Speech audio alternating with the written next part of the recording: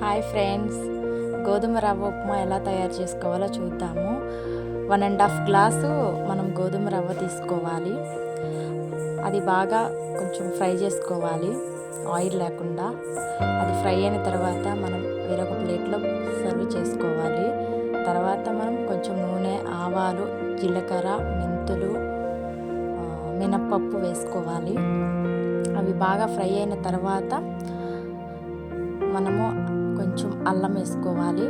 అల్లం కూడా బాగా ఫ్రై అవ్వాలి. అల్లం బాగా ఫ్రై అయిన తర్వాత మళ్ళీ ఆనియన్ సన్నగా కట్ చేసుకొని వేసుకోవాలి.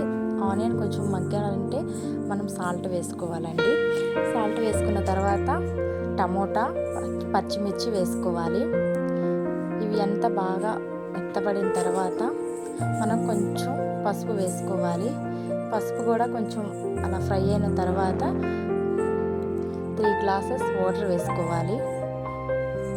మనకి 1.5 గ్లాస్ రవ్వ కాబట్టి 3 గ్లాస్ వాటర్ సరిపోతాయి. తర్వాత మనకు సరిపడంత సాల్ట్ వేసుకోవాలి.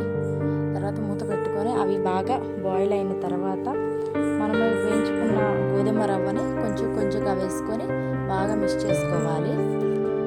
బాగా మిక్స్ అయిన తర్వాత మనం మూత పెట్టుకొని ఒక 2 మినిట్స్ అలా ఉంచాలండి. తర్వాత తీసుకొని మళ్ళీ ఇంకొకసారి బాగా మిక్స్ చేసుకోవాలి. ఇలా గోధుమ రవ్వ మిక్స్ చేసుకున్న తర్వాత మనకి పొడిపిల్లాడే గోధుమ రవ్వ ఉప్మా రెడీ. చాలా బాగుంటుంది, గుమగుమలాడిపోతుంటుంది. మనకి లైక్ చేయండి, సబ్స్క్రైబ్ చేయండి, గంట బెల్ కొట్టండి.